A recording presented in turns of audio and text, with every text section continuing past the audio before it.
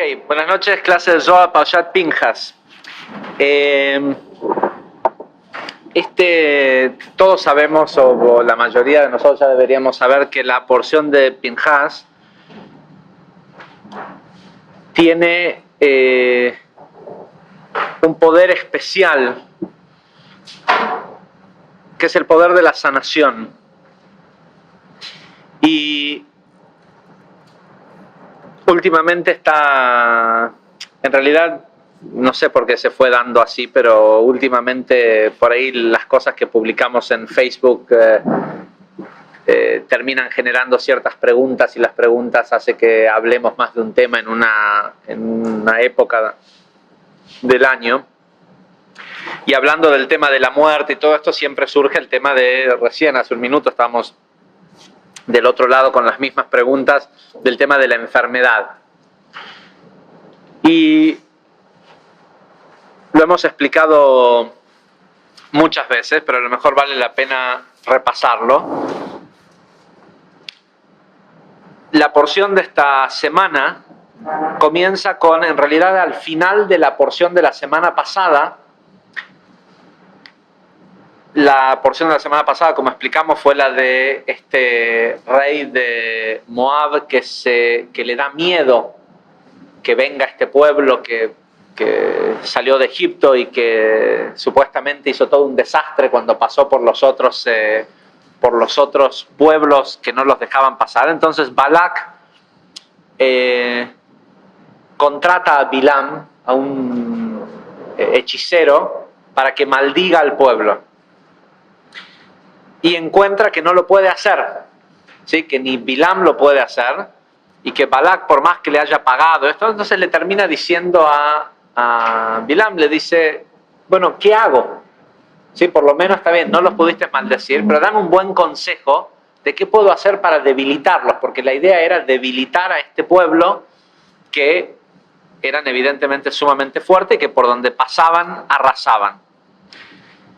A pesar de que nosotros sabemos que en la historia que leímos la semana pasada y las semanas anteriores, solo había guerras o una batalla, lo que sea, cuando no los dejaban pasar, y explicamos en la clase de Zohar realmente qué quiere decir este tema de las conquistas, de las batallas hasta llegar a un objetivo final. El hecho es que Bilam le dice a Balak, si no podés con magia o con esto o con lo otro, probá con mujeres. Ustedes tienen mujeres sumamente bellas en Moab. Probá mandando mujeres que conquisten a los hombres del pueblo y que generen problemas, ¿sí? Problemas sociales. Y explicamos que una de las cosas que decía el Zohar respecto a cómo estar protegido de influencias negativas de origen metafísico era la unidad o la buena relación entre lo masculino y lo femenino, tanto en las relaciones de pareja como en lo masculino y lo femenino de la persona, en el deseo de dar y el deseo de recibir. Si están unidos en armonía, es decir, si hay un balance entre los dos, la persona no puede ser afectada, ¿sí? No hace falta ni que te pongas un hilito rojo, ni que esto no te puede afectar a un lugar que es un circuito cerrado de energía, que es armónico. No puede venir una frecuencia disonante y acoplarse a eso, ¿sí? Para que pueda acoplarse tiene que ser de una frecuencia parecida. Y lo que vendría a ser, entre comillas, una maldición, si tal cosa existe, es algo que es bajo vibrante y que no tiene igualdad de forma con esa energía de la unión, de la unidad.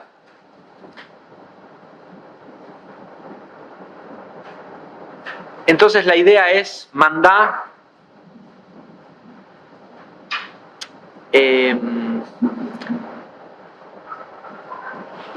hay un término militar para esto.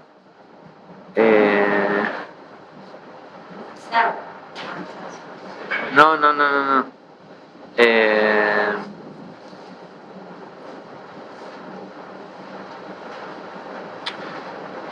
¿Cómo se llama cuando en el ejército uno envía? No, pero envías. No me refiero a esto. Me refiero a que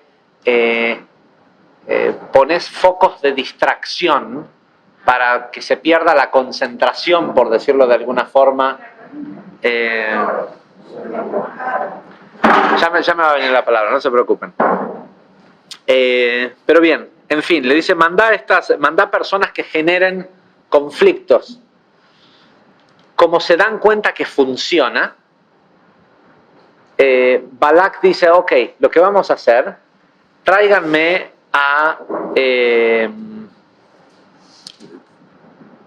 nosotros hasta cuando ocurre esto no sabemos los nombres, ¿sí? En la porción de hoy ya sabemos cómo se llamaban las personas de esta historia, pero le dice, tráiganme a Cosbi, la hija de tal y tal, que decían que en ese momento era la mujer más linda que había en el mundo, pero era mucho más que una mujer linda. Dicen que que era una persona que era que podía controlar a cualquier hombre con su belleza. Y la vamos a mandar a que conquiste a Moisés. ¿Sí? Si evidentemente esta idea es permeable, esta idea de mandar o de llevar estas mujeres de Moab, ¿sí? Que parecía que evidentemente serían más lindas que las paisanas del momento y llamaban la atención. Vamos a mandar a Cosbi, que es la más linda de todas las mujeres de Moab, a que conquiste a Moisés. Entonces la mandan. Y ella le dice, pero ¿cómo voy a saber quién es Moisés? Si no había Facebook en ese momento para entrar a ver las fotos de Moisés. Le dicen, mira, Moisés es el tipo más importante, es el que los sacó de Egipto.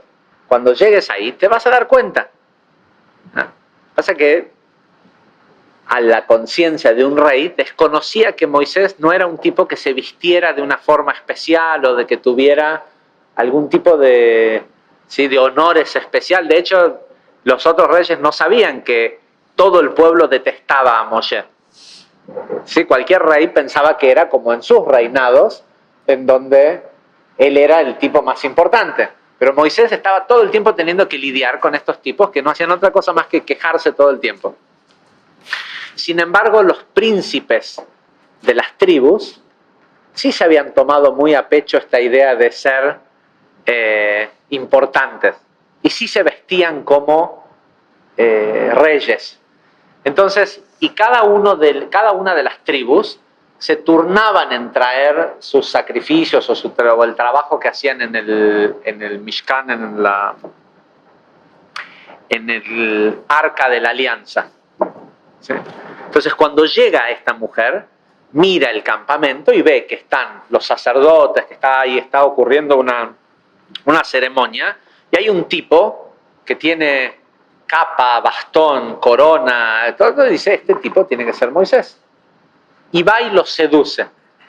Y dice que en cuestión, literalmente nos cuenta la Torá, que en cuestión de segundos estaban teniendo relaciones sexuales arriba del Mishkan, del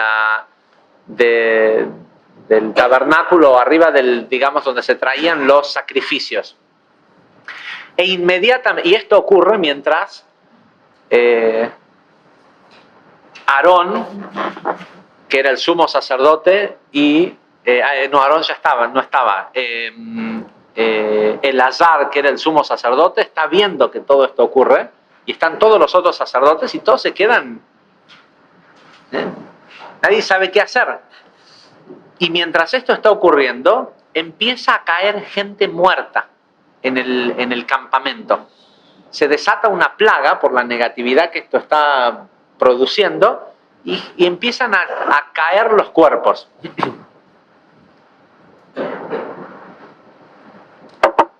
entre que empiezan a tener relaciones y Pinjas, que los detiene, mueren 24.000 personas.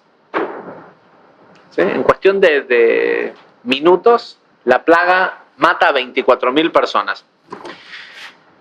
Y hubiera matado, dice el Zohar, a todo el campamento. Pero Pinjas detuvo la plaga, ¿no? Entonces de ahí viene esta idea de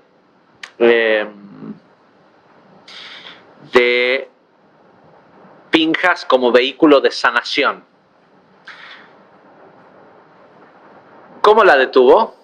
Tomó un romaj, una lanza, y los mató, los atravesó a los dos en el altar. Así como estaban, los atravesó tipo martes 13. ¿Sí? Y inmediatamente se detuvo la plaga. Ahora acababa de matar al príncipe de una de las tribus. Toda la tribu se le vino encima a justiciarlo. ¿Y qué hizo él? Dice que cuando vio el malón de gente que se le venía encima, dice que se desmayó y cayó inconsciente. Pero cuando se despertó y lo vieron, todos se hicieron hacia atrás. El Zohar nos cuenta que en realidad Pinjas murió del susto. Y en el instante en el que su alma se estaba yendo de su cuerpo, entraron las almas de Nadab y Abiú, de los dos primos de él, ¿sí? Que eran los primos, eran hermanos, primos, sí, los dos primos, que eran los hijos, o tíos eran en realidad, porque él era hijo de Lazar, sí, eran tíos, que eran estas dos almas gigantescas que se habían supuestamente ido antes de tiempo, y que dice que cuando se incorporaron en el cuerpo de Pinjas y él se despertó, y la gente vio otra vez a Pinjas, inmediatamente le tuvieron miedo. Y de esta historia hay una gran cantidad de hasta corrupción, se podría decir, que surge de la historia de Pinjas. Pinjas estaba en línea para ser sumo sacerdote. Era de la familia de los sacerdotes y podía ser sumo sacerdote. ¿Sí? Había que ser de los hijos más grandes del linaje de Aarón. Una de las cosas que descalifica a una persona para ser sacerdote, y mucho más sumo sacerdote, es matar a alguien. Con lo cual, en el momento en el que Pinjas decide si los mata o no, sabiendo que eso es lo que cree que tiene que hacer, sabe que se está jugando toda su vida. Todo lo que él se suponía que iba a hacer está en riesgo por hacer esto. Y sin embargo, con arrojo, los mata. Y de acá es de donde muchos extremistas religiosos sacan la idea de que está permitido matar en nombre de Dios. Y de que está permitido tirarle piedras en Shabbat a alguien si pasa manejando. En Israel pasa esto, que en barrios religiosos, si pasa un auto o algo así en Shabbat, alguien está haciendo algo que está prohibido en Shabbat, les tiran piedras. Y las preparan antes de Shabbat, dejan piedras en el costado de las veredas por las dudas que las necesiten, ¿sí? Para no tener que hacer el trabajo de acarrear piedras en Shabbat para apedrear a otra persona, ¿sí? Porque está prohibido hacer el trabajo de acarrear piedras en Shabbat. ¿Sí? Ahora, pedrar a alguien, no, eso sí está permitido porque este tipo no está cumpliendo con... Y toda esa idea proviene de esta porción, de Pinjas. ¿Por qué? Porque la porción empieza diciendo, y Dios habló con Moisés y le dijo, decile a Pinjas, el hijo de Elazar, el hijo de Aarón a Cohen, y por cierto dice que el Zohar dice, ¿qué necesidad había de decir? Dice Pinjas ben Elazar ben Aarón a Cohen. Acá obviamente en la traducción dice otra cosa, dice, transmitile a Pinjas, el hijo de Elazar, el nieto de Aarón el sacerdote. Pero en hebreo no dice el nieto, ¿sí? Dice el hijo de Elazar, Pinjas, el hijo de Elazar, el hijo de Aarón. Pero si él no era el hijo de Aarón, no, sí, al que estaba hablando ahora tenía las almas ya de los dos hijos de Aarón. Por eso es que está escrito hijo de Aarón. Él no era, literalmente no era el hijo de Aarón. Entonces alguien decidió traducir, se ve que Dios se equivocó, no se acordaba qué cosa, entonces escribió distinta la traducción. Pero literalmente dice el hijo de Aarón, y el Zohar explica que la razón por la cual dice que es el hijo de Aarón es porque el alma de Pinjas se había ido de ese cuerpo y las almas que recibió fueron las de Nadab y Abiú. Ok. Dice lo siguiente: dile que porque apaciguó la venganza al haber ido contra, al haber sido quien entre la gente de Israel vindicó, es decir, vengó mi causa, evitando que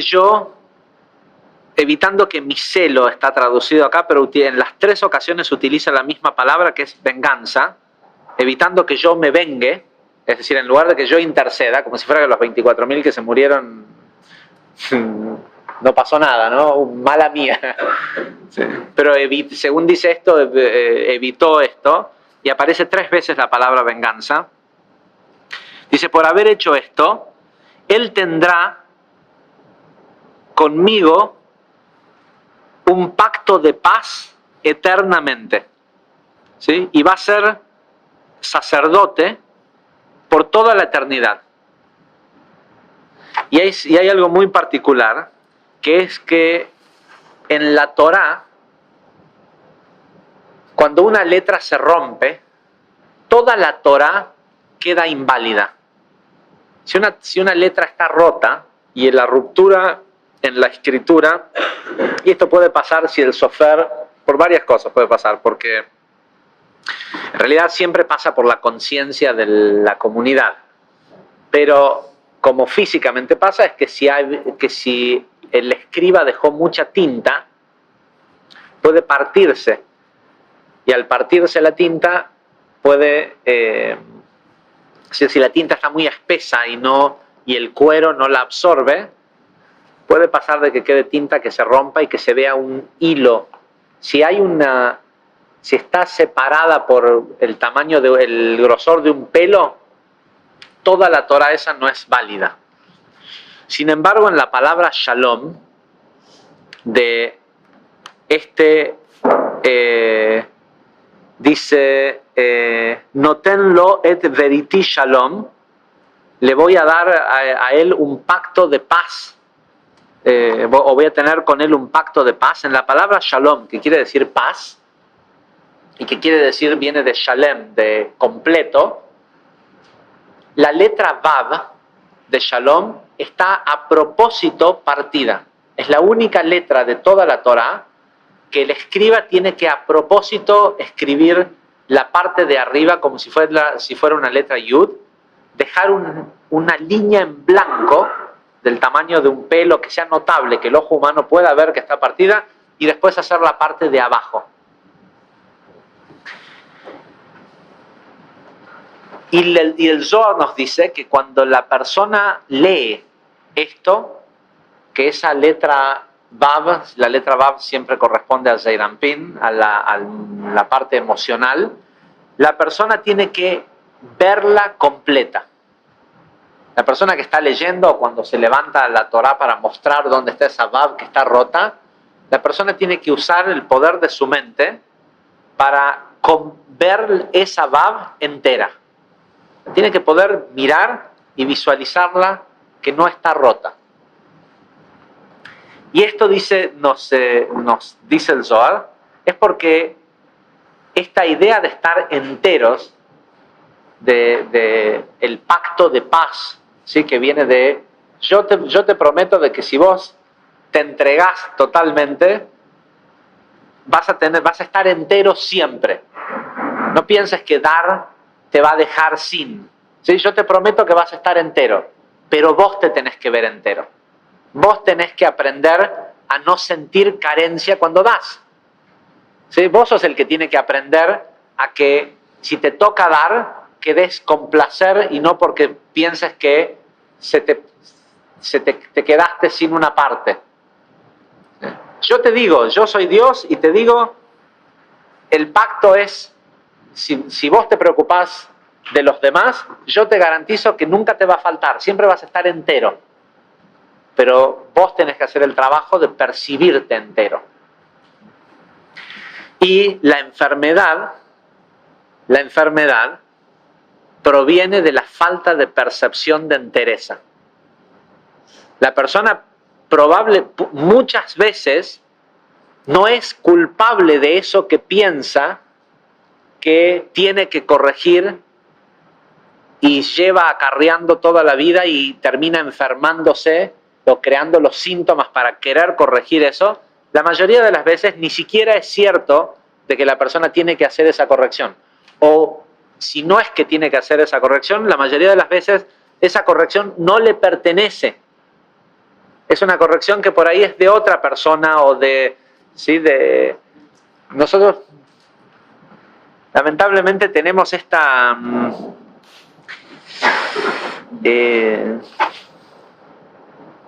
mal entrenamiento social de sentir lástima por los demás. ¿Sí? No de sentir que es perfecto, que lo que está ocurriendo es exactamente lo que tiene que pasar. Y en ese sentimiento de lástima presentamos una vibración de carencia y muchas veces la gente dice, sobre todo sobre un familiar, ay, si yo...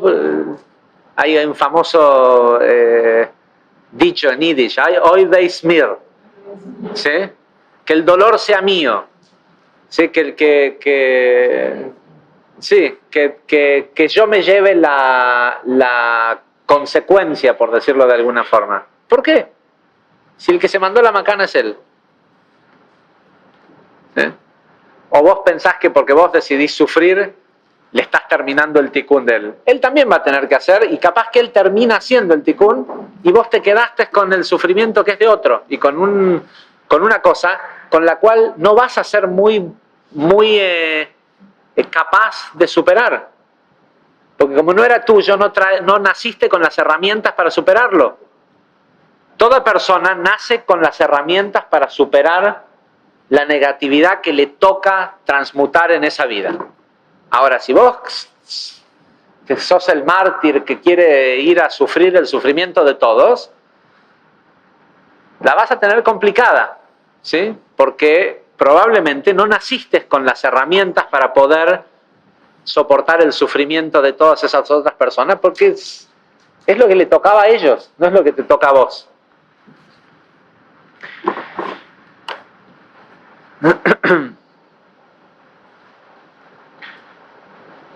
Hoy vamos a hablar de algunos... entonces, bueno, el Zohar en la sección de Pinjas es en donde... estoy viendo. En la sección de Pinjas es en donde describe todas las partes del cuerpo. ¿Sí? Y de acá es de donde eventualmente los cabalistas o los... médicos más esotéricos que hubieron en el tiempo entre los estudiosos de la Torá, deducen la relación que hay entre determinados tipos de enfermedades y el lugar en donde ocurre la enfermedad y la corrección, el tikkun que la persona tiene que hacer. Pinjas, según dice el Zohar, no mató a estos dos tipos para parar la plaga. no mató a estos dos tipos para parar la plaga. De hecho, dice que la gente que murió en la plaga eran los que tenían mayor afinidad de fuego, o sea, eran los que seguramente hubieran hecho exactamente lo mismo. ¿Sí? Ante la presencia de Cozbi, seguramente poco les hubiera importado que hubiera sido sobre el Mishkan o sobre esto o lo otro. Es decir, todo aquello que tenía cuando murieron, al morir, esa muerte anunciada que venía de la lanza, de todo lo que tenía afinidad de forma con esa clipá que estaba por ser rota, también murió. Pero Pinjas no los mató, dice el Zohar, solo por parar la plaga, sino que los mató porque vio las almas que eran, pudo darse cuenta de quiénes eran estas dos personas, sabía que eran, no sabía quién era la mujer, ¿sí? Por eso en la parashá de la semana pasada no menciona los nombres de quiénes son. Ya después de que se ve que después de que murieron se fijaron a ver si tenían el DNI y aprendimos cómo se llama. El hecho es que después de muertos, la Torá les reconoce sus nombres y nos dice quiénes eran. Zimri y Cozbi. Que además esta Cozbi no era tampoco una, además de lo bella que era princesa en Midian, no era una solo linda, venía de la realeza, era ¿sí? De por sí uno puede deducir que tenía que ser una gran vasija, ¿sí? O un alma de gran tamaño para que le tocara nacer hija de los reyes o los príncipes de Moab. Pinjas, cuando los ve, dice el Zohar, se da cuenta de quiénes van a ser estas personas y entiende que si los mata ahora, en un acto que va a ser como o sea, que por un lado les da la posibilidad de corregir este tema sexual que hay entre ellos, que viene incluso de vidas pasadas. Sí, de hecho, dice el Zohar que Cozbi y Zimri eran almas gemelas. ¿Sí? No es que eran la loca que lo vino a seducir al coso, no, eran almas gemelas, por eso la atracción inmediata y por eso sucedió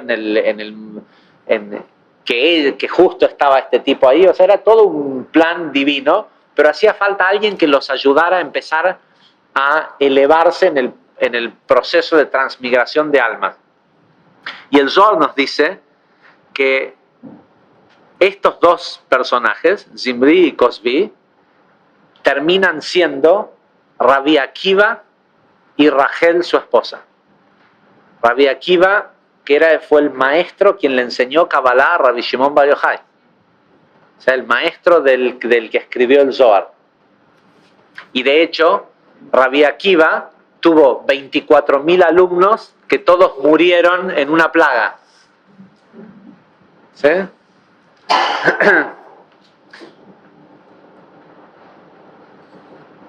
Entonces, más allá en la clase que dimos el año pasado, que está buena escucharla, hay toda una explicación bastante larga acerca de por qué los mató con una lanza y no con otra cosa. Pero solo les adelanto que la palabra romaj, que es lanza, tiene el valor numérico 248, que equivale a las 248 segmentos del cuerpo y a las 248 palabras del Shema, que es esta conexión para la salud.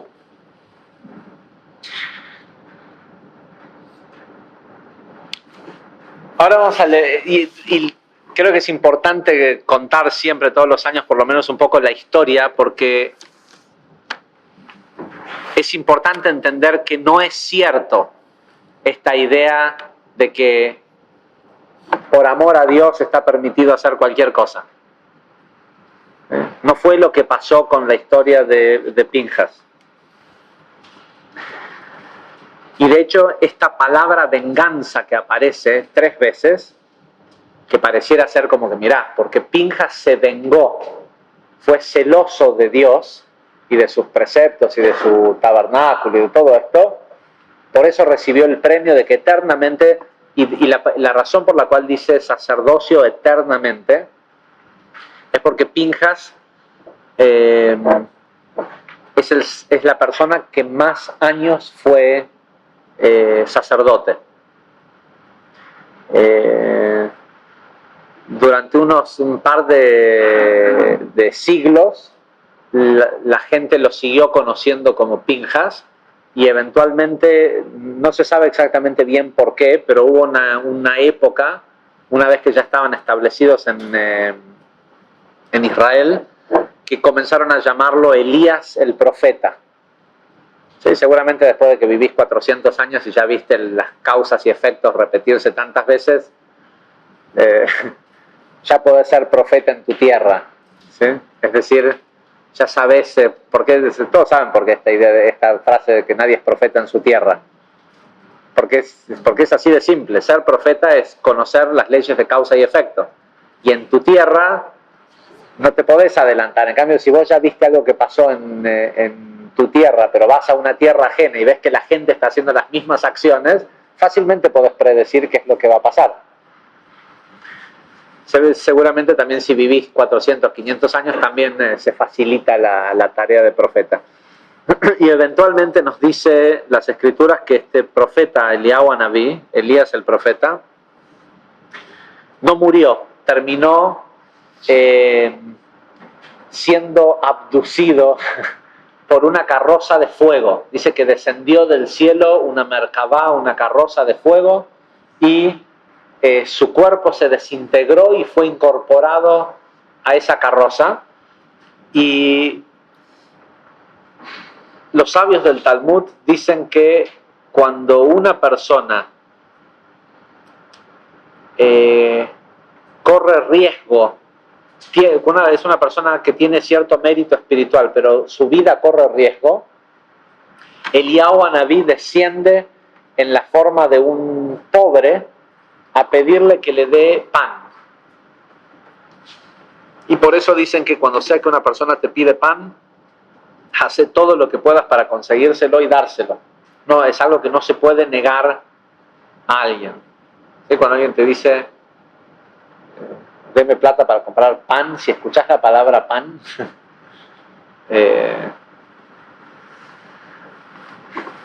porque dicen que en realidad Eliyahu Anabí baja en varias oportunidades. Cada vez que alguien tiene un juicio severo, sí, para dar esta oportunidad de revertir ese juicio a través de hacer actos de misericordia, está en todos los...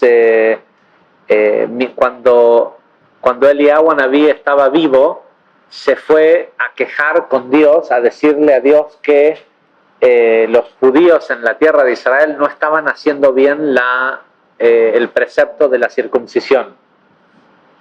Y como fue de alcahuete, le dijeron, bueno, ¿vos crees que está mal? De acá en más, cada vez que a un niño se le haga una circuncisión, vos tenés obligación de estar presente. Y por eso se acostumbra que al bebé, antes de dárselo al sandak, a la persona que lo sostiene mientras le hacen la circuncisión, se lo pone en una silla, y parte del ritual, de la liturgia que hay, se tiene que decir, esta es la silla de Eliyahu Anabí. Y se lo deja al bebé solo ahí para que Eliyahu lo revise, por decirlo de alguna forma. Entonces, si se lo invita, viene. Y también está presente siempre en el Seder de Pesach, porque también se quejaba de que la gente no lo hacía correctamente.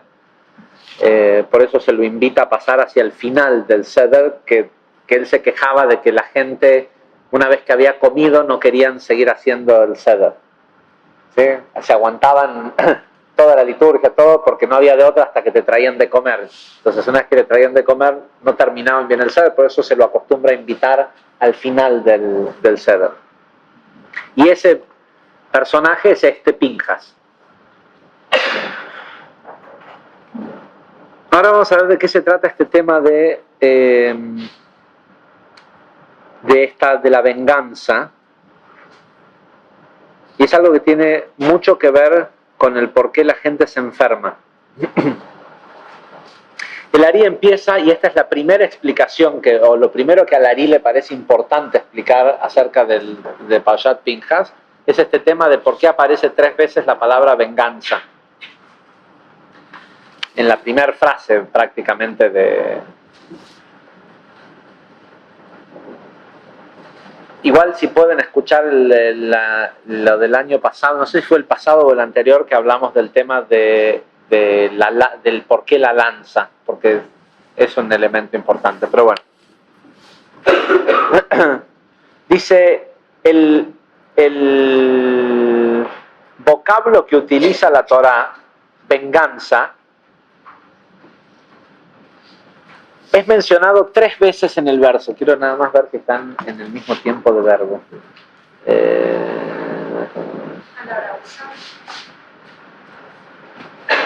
Becaneu, cané o caná, que es celos, cané, caneu es ¿sí? Quinanti, pero todas tienen sí, bequinanti, quinanti, becané. Aparte dice Vecanó et quinanti, porque vengó mi venganza.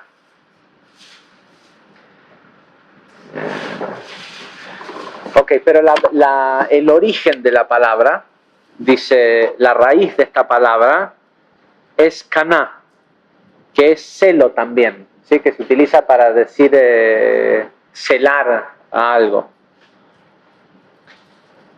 Que las letras son Kuf, Nun, Aleph. Dice, el valor numérico de esta raíz es 151 y deriva de 3 tipos distintos de deletrear el nombre sagrado Ehyeh, ¿sí? Aleph, Kei, Yud, Kei. Cuando Moisés le dice a Dios, voy a ir a decirle al faraón que Dios me mandó a que liberes la gente, y le voy a decir, mi Dios me dijo, él me va a preguntar, ¿quién es tu Dios? ¿Qué le digo? Y Dios le dice, decile que yo seré quien seré. ¿Sí? Pero ese seré quien seré, Ehyeh, es en realidad un nombre de Dios, uno de los nombres que se escribe Aleph, Hei, Yud, Kei. O sea, también es una Hei al final, pero para no decirlo tan bárbaro. Gracias. Ahí está, acá. Sí, 3 deletreos distintos del mismo nombre.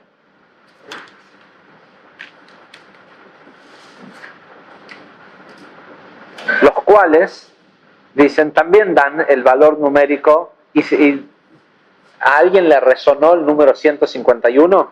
¿Alguien sabe qué otra palabra tiene el valor numérico 151? Otra palabra que tiene el valor numérico 151 es mikve. La palabra mikve, que también cuando una persona está enferma decimos que haga mikve y todo esto, tiene el valor numérico 151. La palabra kumá también, levántate, tiene el mismo valor numérico. Cuando una persona está enferma, en realidad está caída, tiene la conexión caída. Y el proceso de la mikve, el sumergirse en el agua, el sumergir su ego, el sumergirse, hace que se levante su divinidad. Dice, bueno, el nombre Aleph, Kei, Yud, Kei, cuando está deletreado con la letra Hei,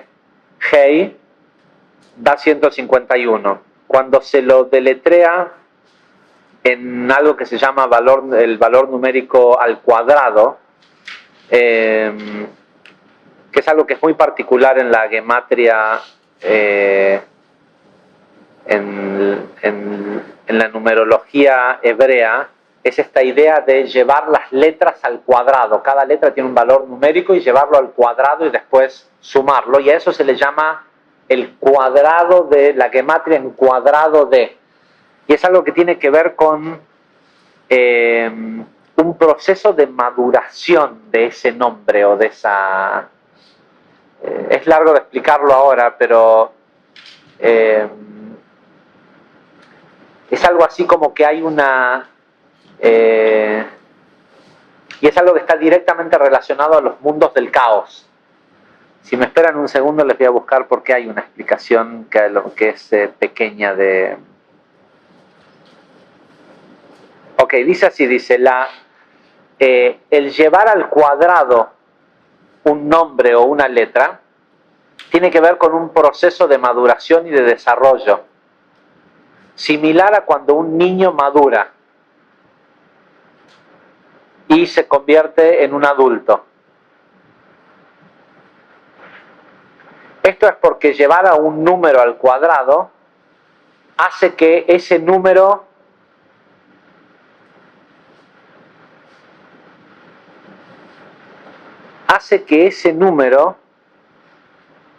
interincluya todas sus unidades que lo constituyen. Por ejemplo, el número 5 puede ser visualizado como un set de 5 puntos.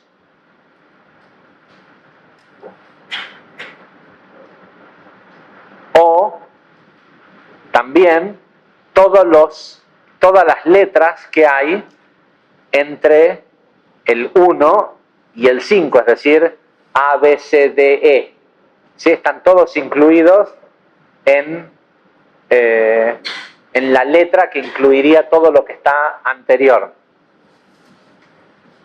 Y por ende, si uno multiplica esos 5 puntos más todo lo que incluye anteriormente hasta llegar ahí, termina con 25 puntos.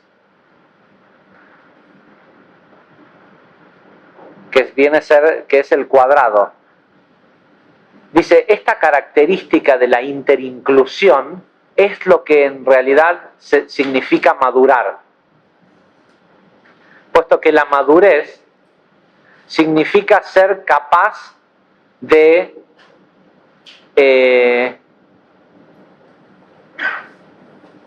poder ver todos los ángulos de un mismo issue, ¿cómo se dice? De un mismo tema o de una misma cosa,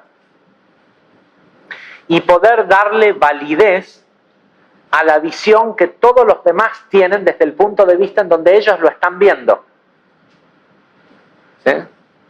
Si uno tiene el número solo, es inmaduro, por decirlo de alguna forma, porque es solo como vos lo ves.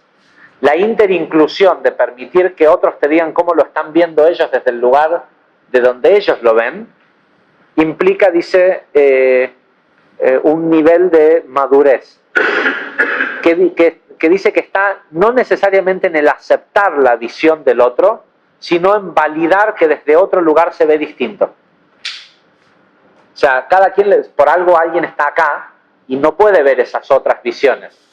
Pero no quiere decir que el otro que está viendo otra cosa está equivocado. Por algo él está ahí y está viendo esa visión.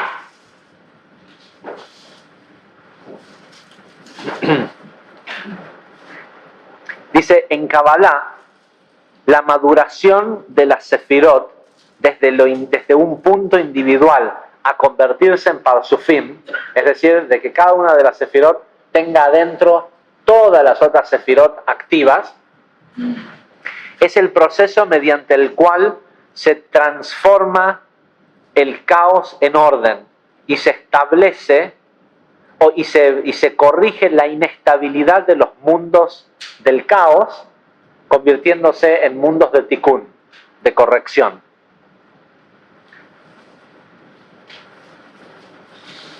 Ok, dice, finalmente, también la combinación del nombre Elohim y el nombre Adni, se lo digo para que los que no saben de qué estoy hablando, cuando decimos Adonai, el valor numérico de estos dos números juntos también da 151, que es la misma raíz de celo o de venganza.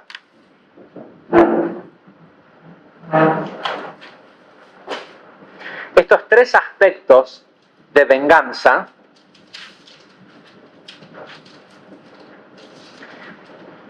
es a lo que se refiere el versículo que dice: yo desciendo al jardín de las nueces, que proviene de, no sé exactamente de dónde, que proviene del Cantar de los Cantares 6:11.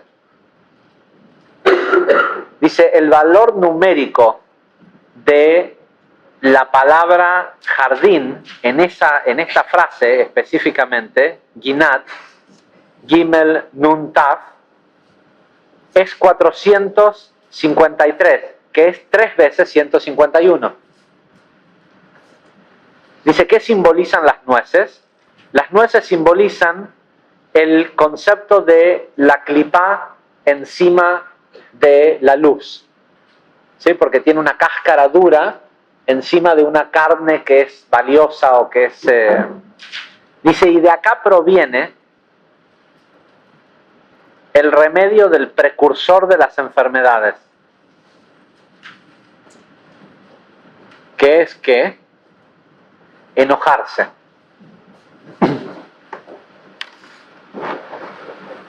Dice, mi maestro de sagrada memoria, antes de morirse,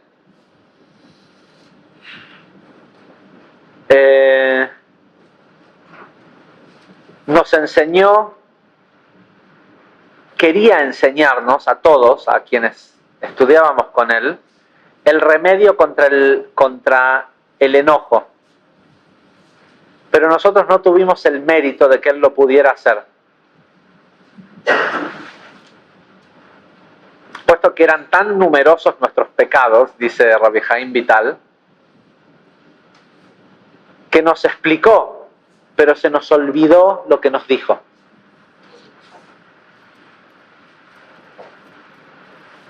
Pero creo, dice, que era más o menos así.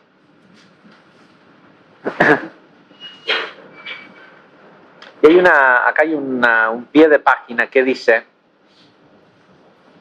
incluso cuando no existe ninguna prohibición en la Torá en contra de enojarse, no hay un lugar en la Torá que diga, no te enojarás, ¿sí? No matarás.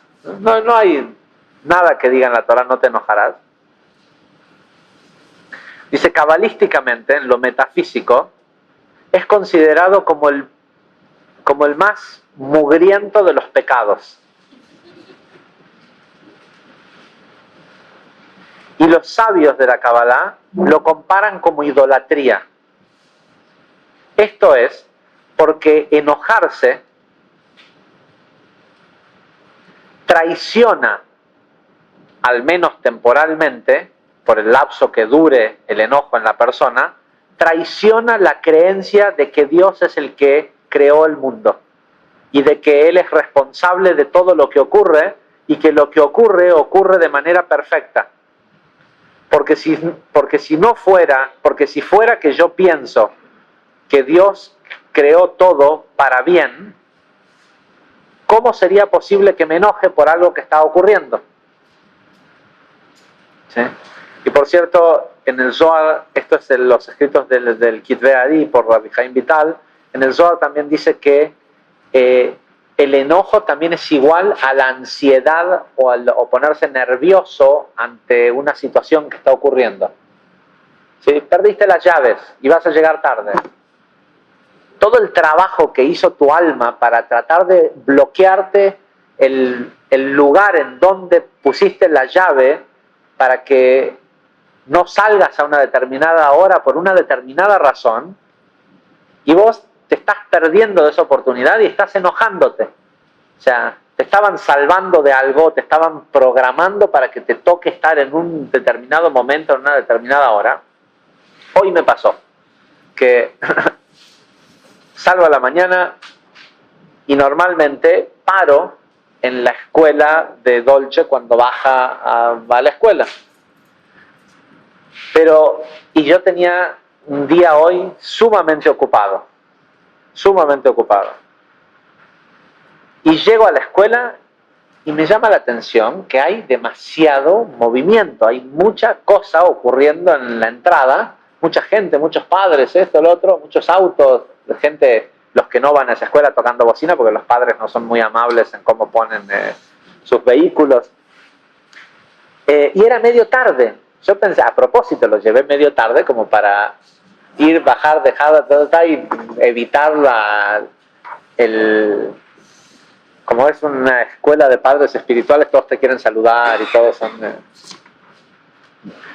Entonces, ¿qué pasa? Me intersecta la maestra, que estaba, claro, ahí viendo, para que antes de que se baje Dolce, decirme que no hay clases porque está cortado el agua.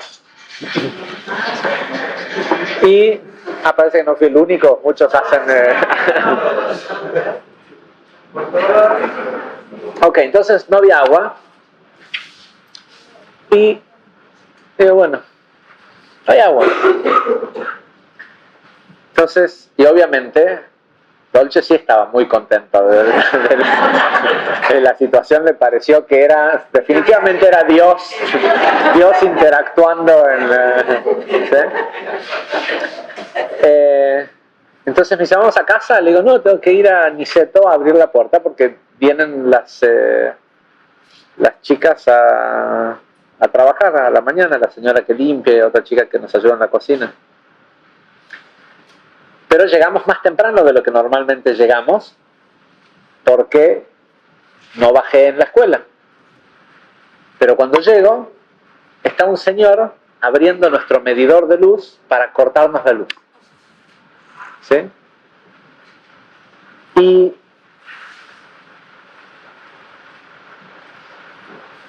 me pongo a hablar con el tipo y le digo, mirá, no me parece que pueda hacer, que esto, que lo otro, Dolce obviamente quería ir a casa. ¿Sí? Casa es geográficamente Bulnes y Güemes. ¿Sí? En realidad es el pasaje, el otro, Gizeh y Güemes, pero es ahí.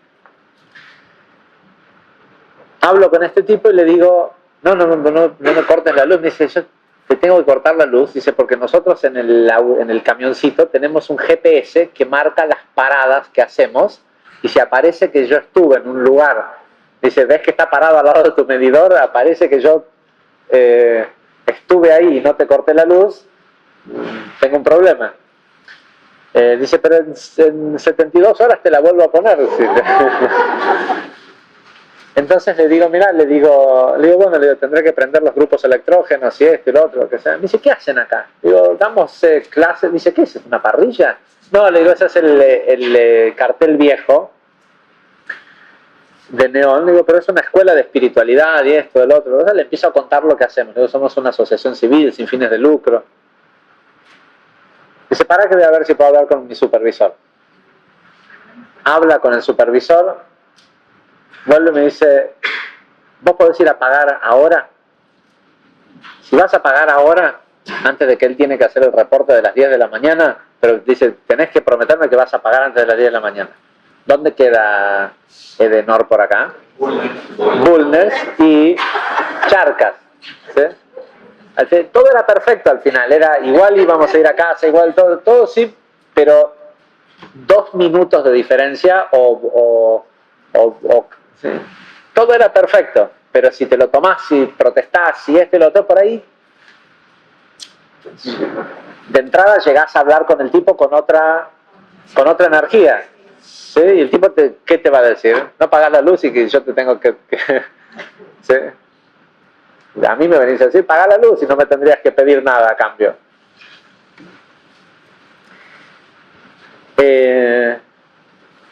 Entonces, en definitiva, lo que nos sucede es que nosotros no estamos al tanto porque es mínima la comunicación que nuestro alma puede, más que mínima es casi nula, la comunicación que nuestro alma puede tener con nuestro consciente. prácticamente es nula. Y de eso se trata cuando decimos elevar la conciencia. ¿Qué quiere decir elevar la conciencia? Elevar la conciencia quiere decir elevar la frecuencia en la que trabaja la conciencia. Nuestro alma trabaja en una frecuencia que es tan elevada que no puede comunicarse con nuestra conciencia.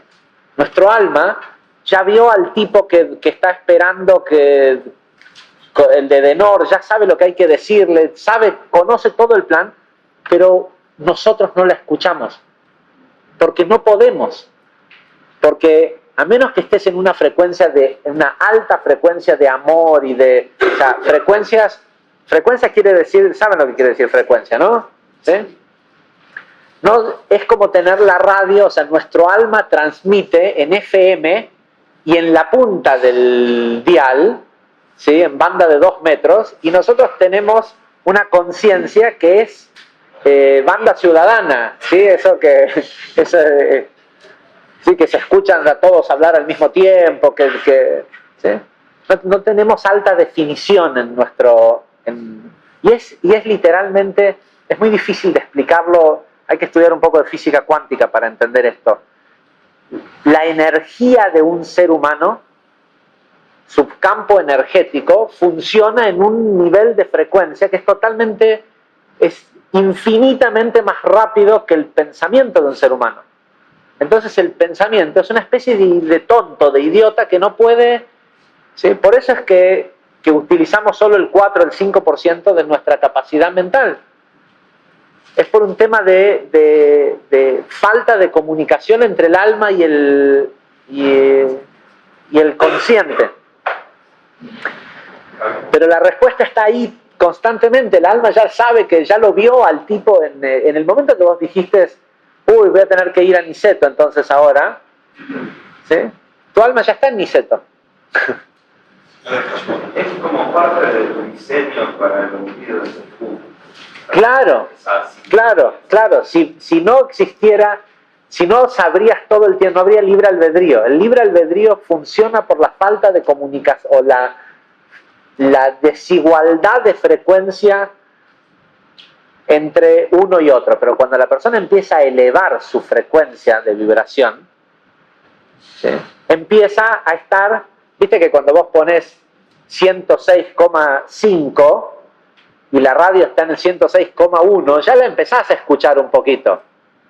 ¿Sí? Cuando te vas acercando, se empieza, y la conciencia del alma es una emisora que tiene muchos kilovatios de potencia para que se escuche de todos lados. Y el enojo, ¿sí?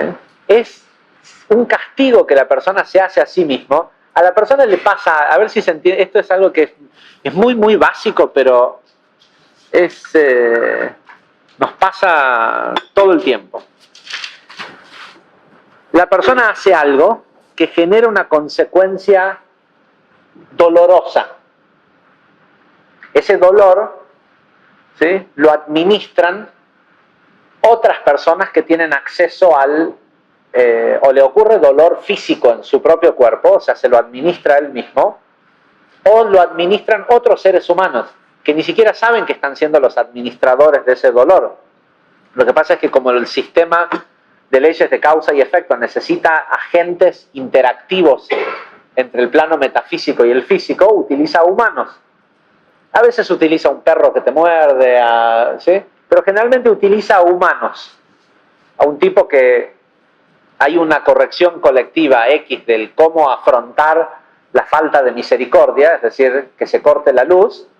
Entonces a un tipo hace algo mal en AISA para que a todos se le corte el agua, para que a todos se le corte el agua. Entonces hay un tipo que él es el tonto que creó el problema. No, él no es el tonto, él es el ejecutor de ese tikkun global.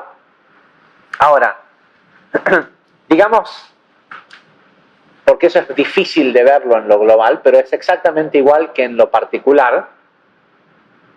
Un tipo que te habló mal, te gritó, lo que sea, lo que hace que la gente se enoje.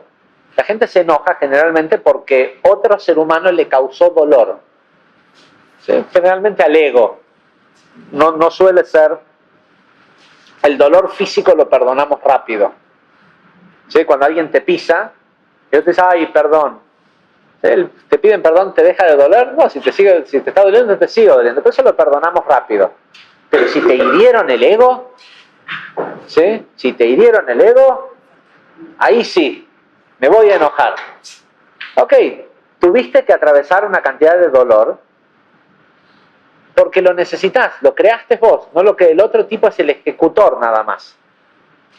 Ahora, ese dolor era la medida exacta que necesitabas para corregir eso que lo generó. Ah, pero no es suficiente. Más vale también todo un día entero de enojo. ¿Sí? Es pagar 2 o 10 o 40 veces por algo que no tenías por qué pagarlo. La medida de dolor que venía administrada en el episodio, esa era la medida perfecta. ¿Sí? Ahora, si vos te quedás enojado y te arruinás el resto de tu día, por más que le eches la culpa al otro, el que está teniendo un día de mierda sos vos, no es el otro. Vos sos el que está teniendo eso. Entonces, ¿qué estás haciendo? Decidiste que querés pagar más. ¿Por qué querés pagar más? Porque como no vistes perfección en eso que él hizo, tu alma no quiere que te olvides de que es por algo, y como estás diciendo es culpa de él, te enojas cada vez más. ¿Sí? Y sufrís más, ¿por qué? Porque tu alma te está tratando de mostrar, no es culpa de él. No se te va a ir este resentimiento. ¿Por qué decimos, tiene un resentimiento? ¿Qué quiere decir resentimiento? Sentir otra vez. A vos te hicieron sentir ese dolor porque era la medida justa. Un resentimiento es volver a sentir lo mismo, ¿sí? Porque evidentemente no te alcanzó para aprender. Y muchas veces el resentimiento proviene de nuestros padres, de nuestros abuelos, de otras personas que nos inculcan. ¿Qué cosa? Sentir lo que ellos sienten. Como ellos no lo corrigieron, nosotros nos hacemos cargo de sentir otra vez la basura que ellos sintieron y corregirla. Y la mayoría de la gente no la corrige, solo la siente y la acarrea y junta, se va con su carretilla juntando basura de todas partes. Y todo eso enferma a la persona. Todo eso enferma a la persona. Y de lo que se trata esta idea de Pinjas es que la persona tiene que aprender a estar en este pacto de paz con Dios. Es decir, verse entero en todas las situaciones. Verse Zeirampin, una Vav completa en todo el tiempo. Y lo que te está diciendo la Torah es la apariencia desde afuera siempre es que está quebrada. Que la conexión con la luz está quebrada. Siempre parece así. No pienses que a veces sí, a veces no. No, siempre parece que está quebrada. Tu trabajo es siempre verlo completo. Ahí está el trabajo espiritual. Seguimos, igual la mayor parte de la idea está transmitida, pero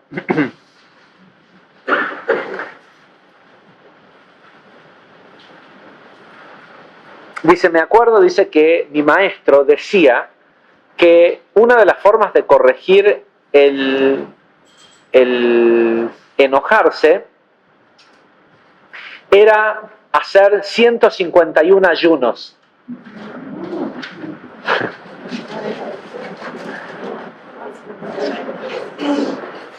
Y acá hay una nota de pie de página que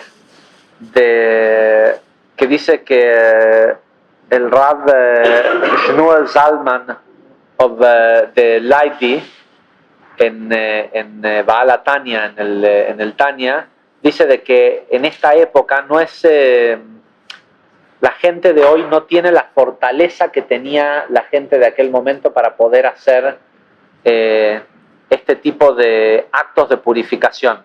Dice, pero lo más importante, dice, una de las cosas que dice en el Tanya, dice, la persona tiene que entender que estos ayunos que se hacían antiguamente no constituían algún tipo de trabajo de arrepentimiento o de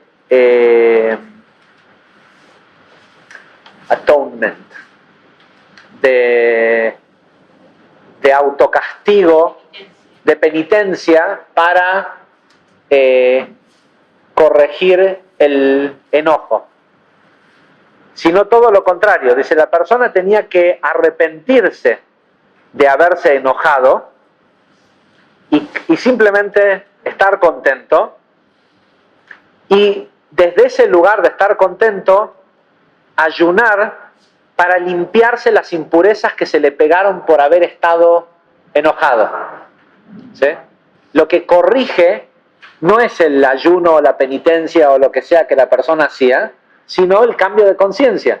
Eso es lo que corrige. Ahora después, como te estuviste revolcando en el barro y estás todo mugriento, ahora hace algo para purificarte. Y el proceso de purificación que nosotros tenemos también implica hoy en día este número 151, que es mikve. Y como parte de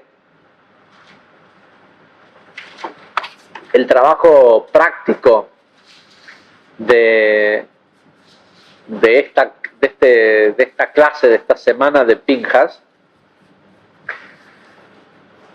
varias veces hemos tratado, propuesto, pero evidentemente no es un tema de... El hecho de que no se da es porque hay un tema de falta de vasija, es decir, de deseo de tener esto. Varias veces hemos tratado de hacer que tengamos una mikve, ¿sí? Este baño de inmersión ritual que tiene el poder de purificar hasta la energía de la muerte. Y la parte más difícil de hacer una mikve, que son los permisos y la excavación y la cosa, nosotros ya la tenemos hecha y hasta la tenemos llena de agua. Lo que tenemos que hacer es un cerramiento y tenemos una bomba purificadora y todo. Tenemos que hacer un cerramiento para que ese techo que está arriba esté cerrado, poner un poco de concreto, madera, lo que sea en el piso alrededor para que no tengamos que pisar el barro cuando... ¿sí? Y calefaccionar el agua. No es tan difícil, pero evidentemente no está el deseo. Y me parece que sería interesante proponernos de hacerlo. La gente que está, primero que nada, por una razón muy fundamental, que es que cuando alguien está enfermo, hay pocas herramientas metafísicas que son tan poderosas como la mikve. Y en Buenos Aires, en Argentina, no hay una mikve donde pueda entrar gente que no sea judía. ¿Sí? No hay una mikve donde pueda alguien que no sea, o sea, las 4 o 5 mikves que hay en Buenos Aires, que son para hombres, porque siempre hay en los templos religiosos una mikve para mujeres, porque hay un ritual que tiene que ver con la menstruación, la purificación después de la menstruación. Entonces los templos ortodoxos suelen tener una mikve para mujeres, pero no todas tienen mikves para hombres. Que en realidad no hay una cuestión de... no hay una especificación distinta, o más bien, digamos, la mikve que nosotros tendríamos por el hecho de que tiene acceso a que le caiga agua de lluvia, serviría también para mujeres. No habría una dificultad por eso. Pero el hecho es que si una persona está enferma y quiere ir a hacer mikve, tiene que irse al mar en Buenos Aires. Y obviamente no es igual de fácil y no es en invierno y demás.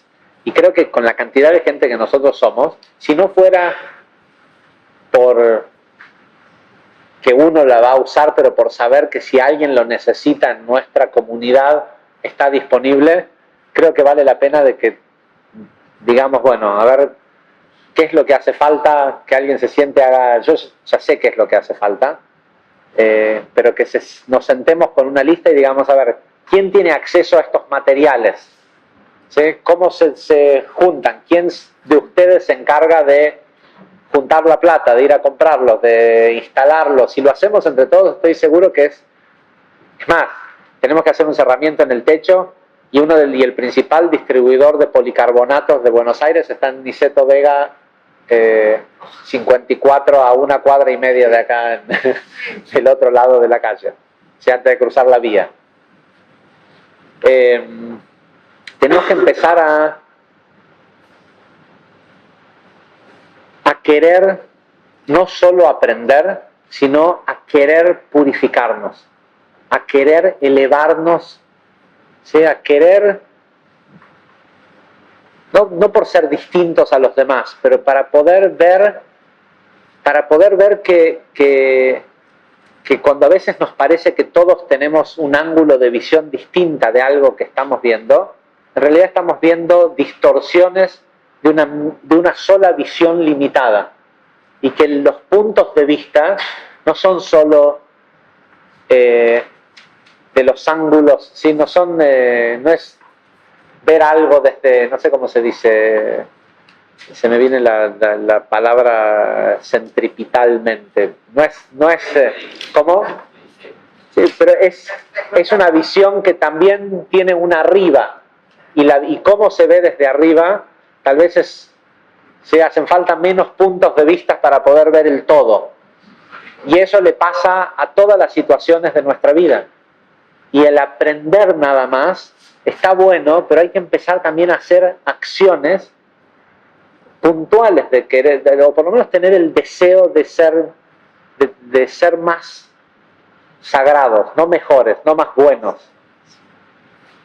Y la mikve definitivamente puede ser un vehículo.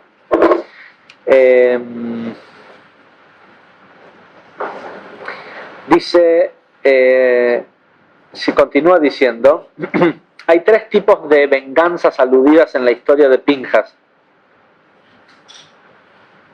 Y todas, como lo explicamos anteriormente, nos dan este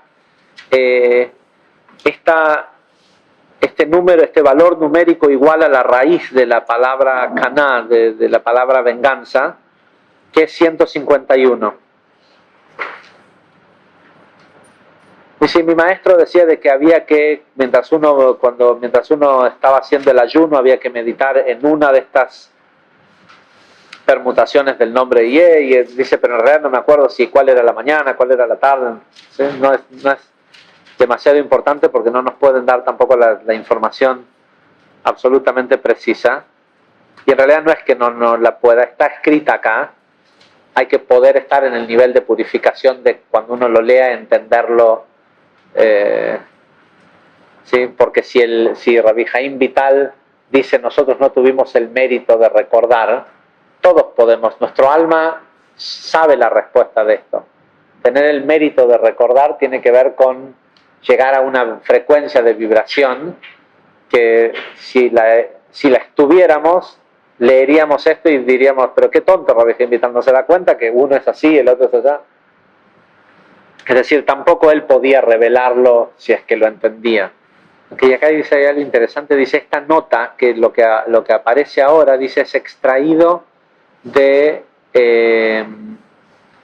los comentarios del Ari, como en realidad evidentemente la persona que compiló esto está diciendo, yo no lo pude encontrar en los escritos directamente del Ari, pero Rav Brandwein en la página, dice, en la edición de Rav Brandwein de estos mismos escritos, en la página de la 50 a la 52 menciona esto que vamos a leer ahora. Dice, en otras palabras, para eliminar el enojo que se apodera de una persona, más allá de los remedios que ya mencionamos previamente, que no son tan fáciles de hacer, lo de ayunar. Ok, dice, si la persona medita en esto que vamos a explicar ahora,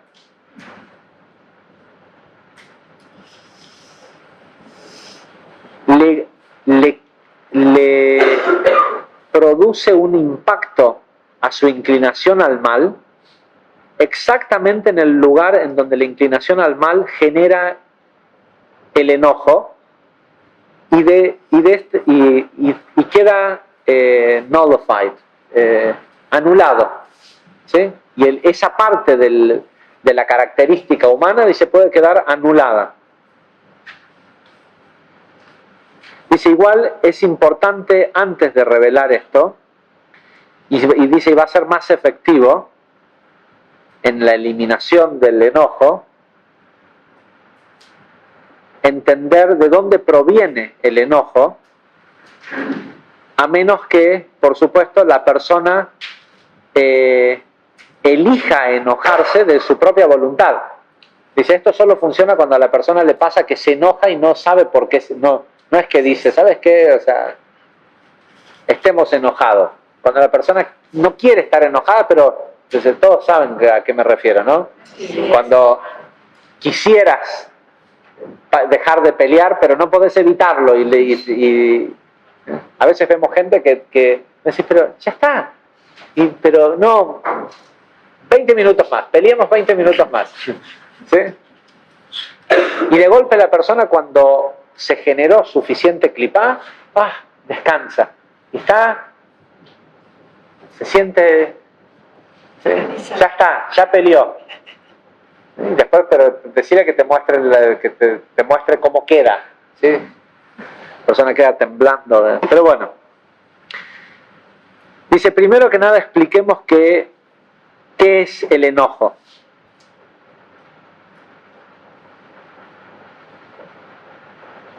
Sabemos que, y esto es importante, el nombre Ehyeh, el nombre de Dios, Aleph Ke Yud Ke, es el nombre que aquellos que alguna vez han estudiado metafísica o algo que tenga que ver con el poder de la palabra, es el famoso yo soy, ¿sí? El nombre de Dios, Ehyeh, es lo que la persona, en lo que yo voy a ser, yo seré el que seré. O sea, lo que sea que digo, eso voy a hacer. Como sea que me estoy proyectando, no tengo, o sea, ¿cómo voy a hacer y cuál es mi interacción respecto a Dios? Es lo que ya dije. Y después la persona no tiene casi opción. Por eso cuando la persona se fue hacia el que va a pelear, ya está, tiene que ir y pelear. No, si así es como se proyectó y así vio la situación, entonces es muy difícil que, sobre todo si la acompañó con emoción, ¿no? Le dio combustible. ¿Sí? La emoción es el combustible del pensamiento. El pensamiento solo no alcanza para crear acción. La acción solo se genera por mezclar pensamiento y emoción.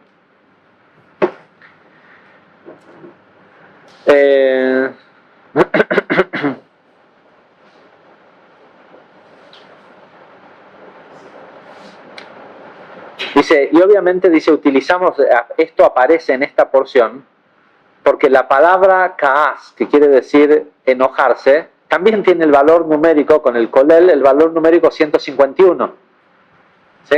Otra de las, por eso es que el tema, de hecho, de la forma en cómo el Ari curó a Rabbi Jaim Vital de enojarse fue llevándolo a hacer mikve en un lugar en el mar de Galilea. Pero bueno, hacer mikve cura el enojo.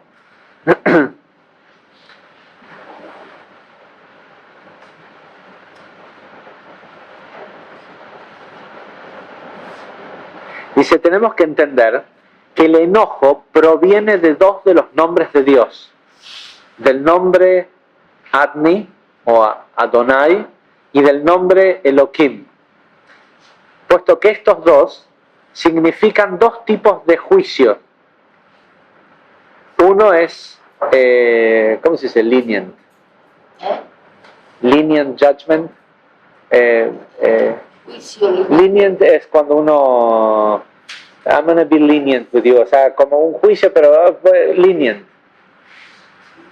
Lenient judgment. Cuando el juicio es blando, por decirlo de alguna forma, pero que no, hay otra palabra. I'm going to be lenient with you. Se dice, es permisivo, por decirlo de alguna palabra. Pero bueno, ese es el concepto. Uno es más suave y el otro es más estricto. Cuando estos dos nombres se combinan, surge el enojo.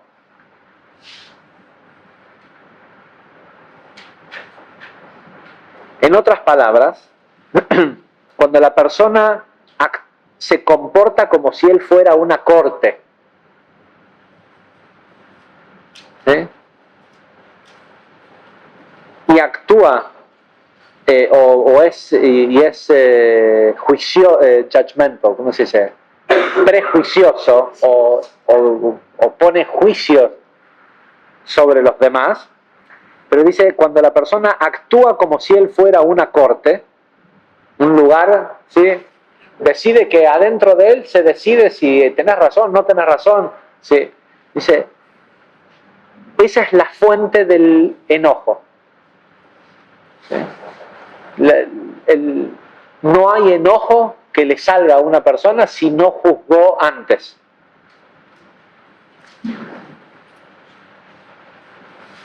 La conexión entre el enojo y el nombre Aleph Kei Yud Kei va a ser explicado en este escrito. Ahora, el nombre Elohim significa juicio severo y el nombre Adni representa este juicio más liviano. En Kabbalah, el nombre Elohim está asociado principalmente con la sefirá de Geburah y el nombre Adni con la sefirá de Malhut.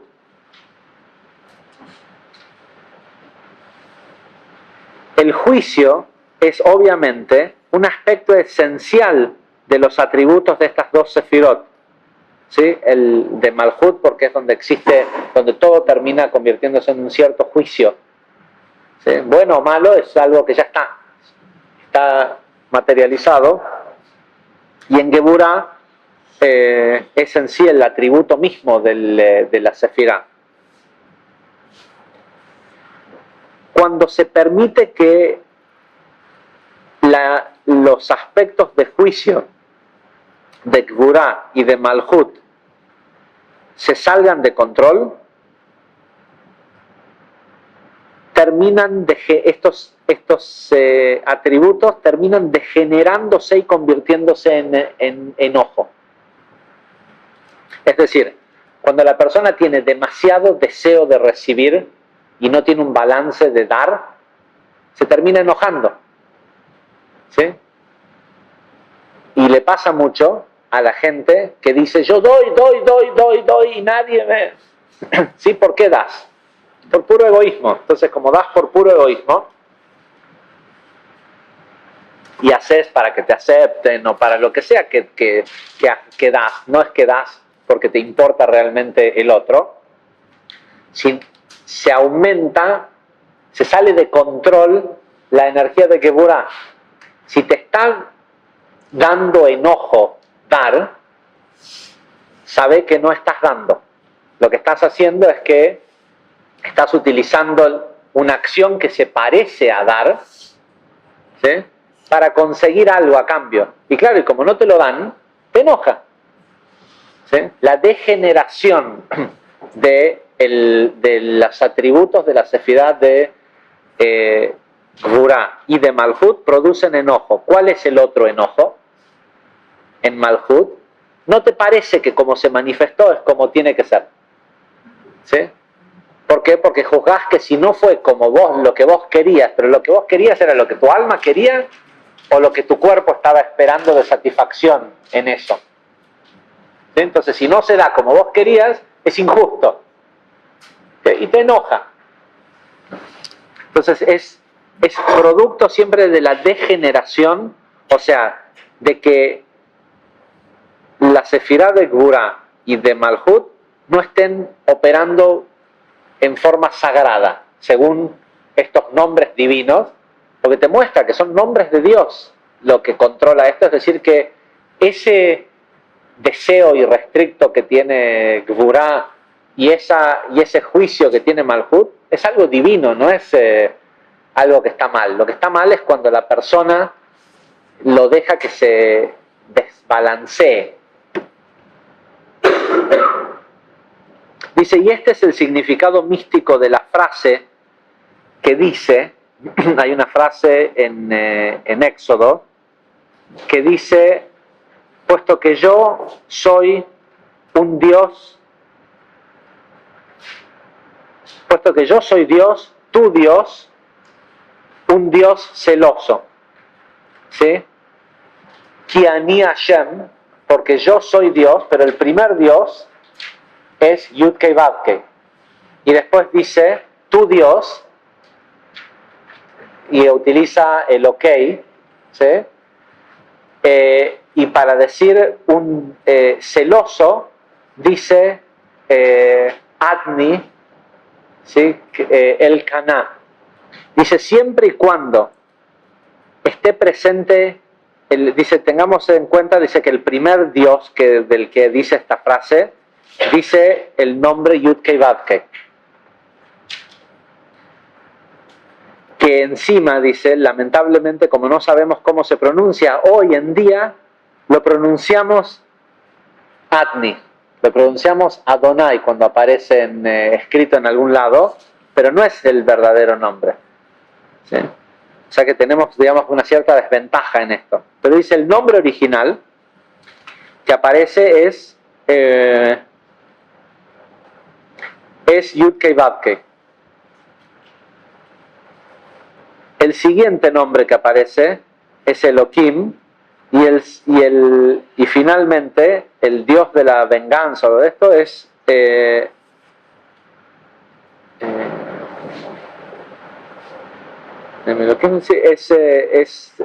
Adni. Dice, siempre que esté presente el nombre Yud-Kei Vav-Kei, los juicios de estos otros dos aspectos están suavizados. Es decir, siempre que la persona tiene porque el nombre Yud-Kei Vav-Kei conecta con Jochma y Binah, no con estos atributos que son inferiores. Entonces, siempre que la persona, ante lo que sea que le está pasando, lo que sea, mantiene una conciencia de que esto proviene de lo divino, no le puede generar enojo. En el momento en el que separa al nombre Yud-Kei Vav-Kei de esta idea de Dios, le produce enojo. Dice, y esto está aludido en la frase que dice, es una frase de Eclesiásticos, creo que es, ahora les digo, sí, Eclesiásticos 7:9, esto está aludido en la frase que dice, puesto que el enojo descansa en el pecho de los tontos.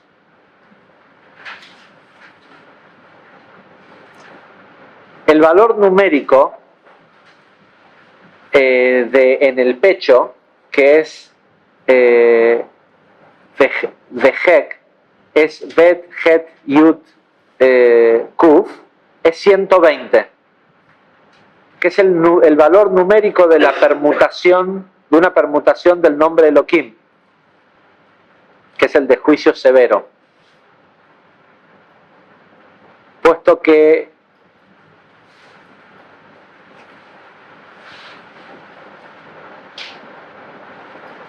este es del lugar de donde sale el enojo más fuerte,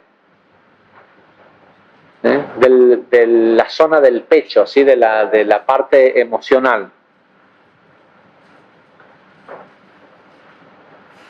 Ahora también sepamos que la palabra en el pecho, Vejeik, comprende en sí misma todas las letras de la palabra Yavok. Yavok es una forma de decirle al Jordán, cuando al río Jordán, cuando Jacob peleó con el ángel de la muerte toda la noche y le ganó, fue en el río Jordán. Pero en esa ocasión, la Biblia nombra al río Jordán con esta palabra Yavok. las letras de la palabra Yavok son Yud, Vet, Kuf. Es decir, que son todas las letras en el pecho, pero le falta la letra Het. Het también simboliza, Het tiene el valor numérico 8, ¿sí? Y la letra Het, literalmente, como lo explicamos, es la letra del mes. ¿Se acuerdan? La letra Taf y Het. La letra Het, su nombre en hebreo quiere decir pecado. ¿Sí? Es el Yavok, o el pecho de la persona, es un río de donde puede surgir el lugar en donde Tiferet, Jacob, le gana al ángel de la muerte, hasta que se le agrega este concepto del pecado. No quiere decir, no es pecado, sino la desconexión con la luz.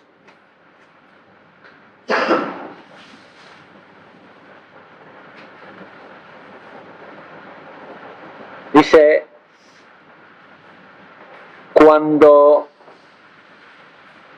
la razón por la cual esto es muy significativo es porque cuando el nombre Yud-Kei Vav-Kei se une con el nombre Elohim, toda la negatividad de Elohim es endulzada por la misericordia del nombre Yud-Kei Vav-Kei. Y esto es algo que nosotros lo vivimos. Y en el momento que vos decís, no, esto es perfecto, listo. Ya se endulza automáticamente los estados de juicio de Geburá.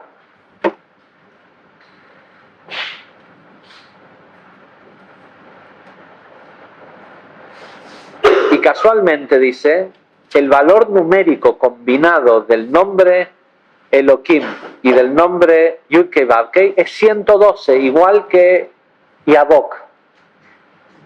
Tiene el mismo valor numérico. Sí, Elohim tiene valor numérico 86 y Havaya, Yud-Kei Vav-Kei 26. Dice, sin embargo, a través del enojo, el individuo introduce la letra Het en la mezcla, que tiene valor numérico 8, y la razón, dice, por la cual el valor numérico de la letra Het, de la letra que se llama pecado, es 8, es porque alude a los 8 reyes de Edom. Dice, cuando la persona se enoja, se introduce en su pecho los 8 reyes de Edom.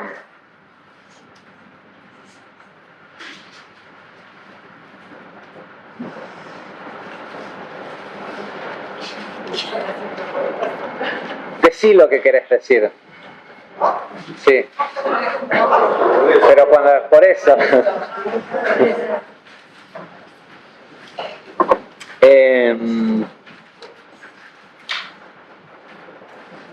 Dice, los 8 reyes que reinaban sobre la tierra de Edom, dice, son introducidos en la foto de lo que está ocurriendo.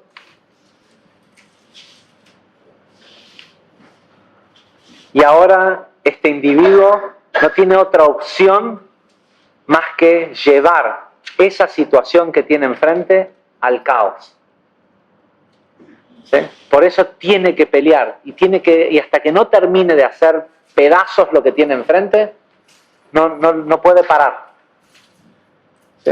Porque si se dejó intoxicar su río de emoción con este Het, con esta desconexión del enojo que proviene del desbalance de Geburá, de no estoy recibiendo lo suficiente, hasta que le causa enojo, dice, en el momento que la persona dejó que estos 8 reyes entren a su pecho, dice, no va a poder parar hasta que destruya la situación esa que también es algo perfecto.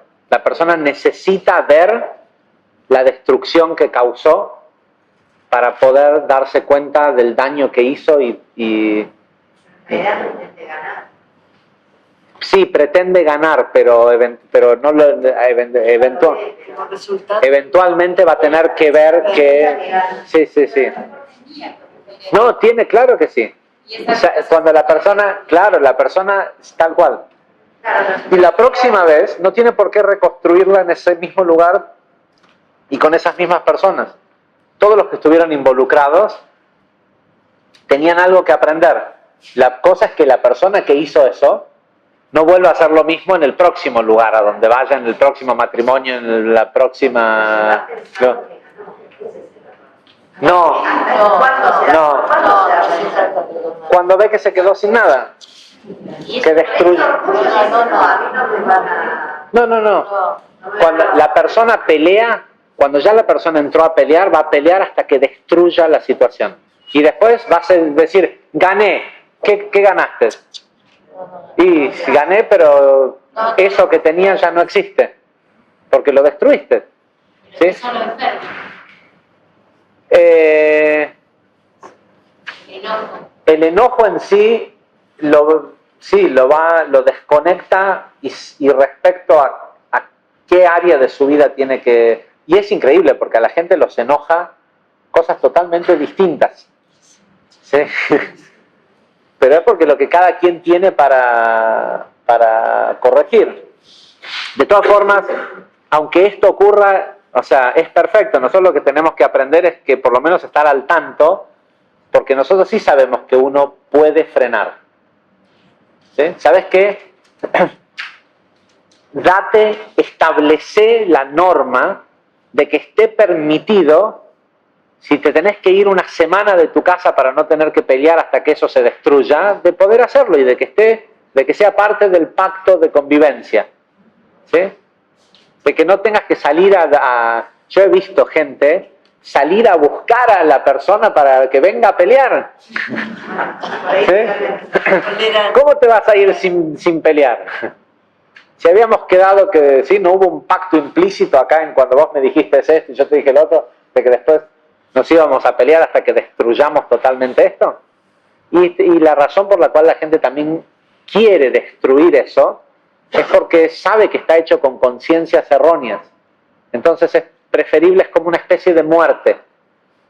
¿Sí? Prefiere enfermar la situación y matarla para poder tal vez comenzar a hacerlo en otro lugar y no volver a hacerlo con la conciencia del mismo egoísmo. Creo que sigue, pero... ok, con esto termino. Dice, finalmente, esto también explica la frase que aparece en Proverbios 16:29, que dice, el hombre quejumbroso alienta a sus amigos. El hombre quejumbroso alienta a sus amigos. Dice, cuando una persona se queja, despierta a los reyes del caos que tiene adentro. El quejarse de las cosas despierta toda esta misma basura. Tiene que ver con elegirse idólatra de sí mismo. Sí, claro. Yo sé más que todo el orden. Claro, y por eso, ¿cómo puede ser que el mundo no esté haciendo como yo pienso que tiene que hacerse?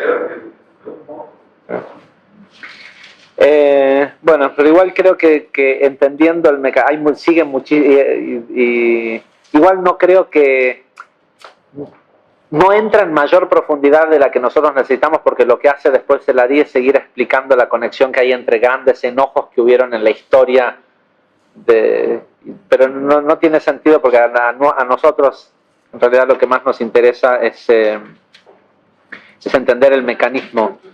Y estaría bueno, repito, si podemos llevar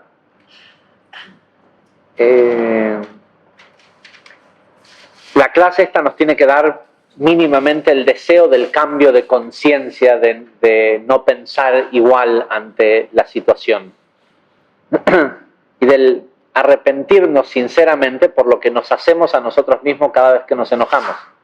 A la otra persona a la que agredimos, es su ticún también que uno pero es preferible que sea otro el que le grite y no nosotros, porque a nosotros nos arruina la vida. Entonces, si la persona tiene ese ticún de que tiene que tener a alguien que le grite, que se vaya y se consiga a alguien que le grite, pero no yo, porque a mí me hace mal. ¿Sí? Entonces, de lo que uno tiene que arrepentirse es de lo que uno se hace a uno mismo, no de lo que le hace al otro. Con esto en mente, después viene el trabajo de purificarnos y de sacarnos la basura. Veamos si podemos, somos unos cuantos, hacer que eso que ya es una mikve ocurra. Tal vez la razón por la cual no ocurrió hasta ahora es porque el que la usa soy yo, y tal vez la razón por la cual yo quiero que sea distinta es un nivel de egoísmo. Porque ahora lo que pasa es que me muero de frío cada vez que hago mikve. Entonces, tal vez mi deseo, lo digo en serio, tal vez mi deseo no es un deseo altruista, del que se cubra y esto del otro, pero ustedes sí pueden tener un deseo altruista. De hecho, si la estuvieran usando ahora también tendrían mucha más motivación por hacerlo, pero sería solo para no morirse de frío en invierno usando ese agua que está en la intemperie. Con lo cual, que estoy seguro que se necesita del deseo de ustedes, no del mío, para que funcione. Así que bueno, gente, hasta